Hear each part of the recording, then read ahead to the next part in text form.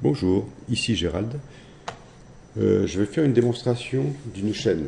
En fait, c'est quelque chose que j'avais promis. Euh, la chaîne a été faite avec un logiciel externe. Les éléments ne sont pas attachés, ce sont des éléments distincts, mais en fait, leur proximité va leur permettre d'être soudés par la rigidification par voisinage. C'était le but en fait de cette démonstration.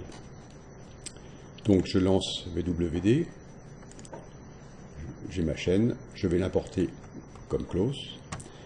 Je vais rigidifier la chaîne à son niveau de structure. Je vais rigidifier également la chaîne au niveau de sa rigidification globale et je l'importe. Voilà la chaîne qui est là. Je vais donc faire une démonstration très simple. Je vais simplement faire une démonstration statique. Donc, je laisse. Alors, il ne faut pas oublier que on voit qu'il y a des petites torsions, mais c'est normal. On est dans une simulation statique. Le résultat sera correct, mais ne sera jamais exactement identique à un système de collision par éléments rigides. Donc pour faire cette démonstration, eh bien, je vais utiliser une des fonctions de WD qui est la partie déformation dynamique. Donc je vais attraper un petit bout de ma chaîne et je vais la monter. On voit qu'il y a des tensions qui se produisent parce que en fait on est dans un modèle souple, donc dans un modèle de type close. Je pense qu'on n'a jamais vu vraiment d'habit ayant cette forme. Le fait de rigidifier redonne un petit peu la structure dès que je libère la tension que j'effectue à la souris. Mais lorsque je fais cette action, j'effectue quelque chose d'extrêmement violent au niveau du maillage. Et donc, c'est pour ça qu'il y a quelques tensions qui se créent et un stress qui se crée également.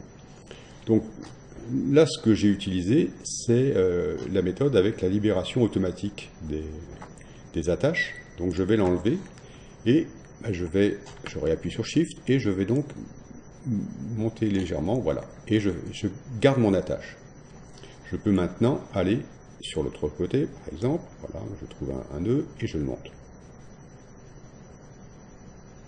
Alors, vous voyez qu'on est bien dans une simulation de type tissu, c'est-à-dire qu'on est dans un mode qui peut créer des instabilités et qui peuvent donner de petites pointes comme on en voit parfois. Ce que je vais faire, je vais remettre la libération automatique et je vais faire une déformation de la chaîne. Je vais la prendre ici et je vais la soulever ici. Donc on voit cette instabilité. Voilà, la libération se fait, mais l'inertie a été enlevée. Si je veux retrouver un mouvement normal, je vais rajouter l'inertie.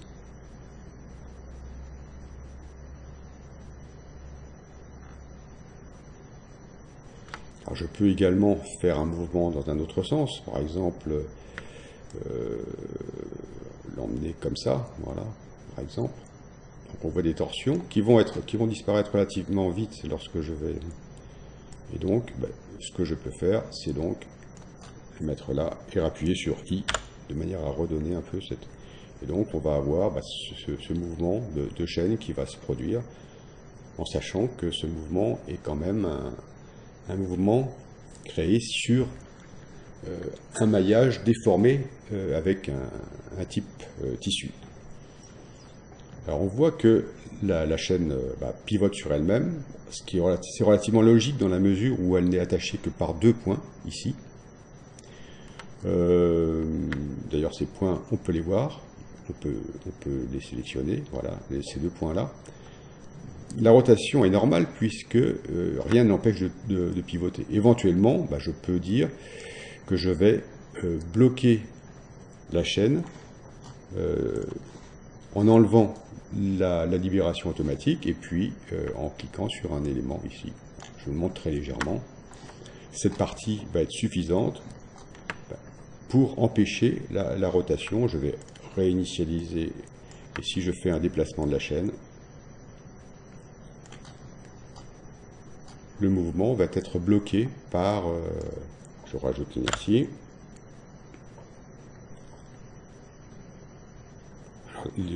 L'inertie se met et s'enlève en appuyant sur la touche I ou en allant cocher sur la partie inertia qui est là.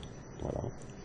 Donc, je rappelle, hein, j'utilise en fait ce tutoriel pour rappeler quelque chose qui est bien pratique aussi. C'est lorsque vous êtes en mode déformation dynamique, si vous avez activé le Free to Nail, vous pouvez vous déplacer sur les éléments, voilà, que l'on voit ici. Je me positionne dessus, voilà, ou sur celui-là. Et si vous appuyez sur le bouton de gauche, vous allez libérer en fait ce point. Et donc, si vous appuyez sur I, voilà, l'inertie va se jouer. Et puis, vous allez avoir une chaîne qui se déforme, pas exactement comme le ferait des éléments rigides, mais je pense que dans une simulation, ça passerait relativement bien. Peut-être qu'un jour, dans VWD, je rajouterai une partie déformation rigide. Ce sera à voir plus tard. Voilà, je vous remercie. J'espère que ce tutoriel vous sera utile.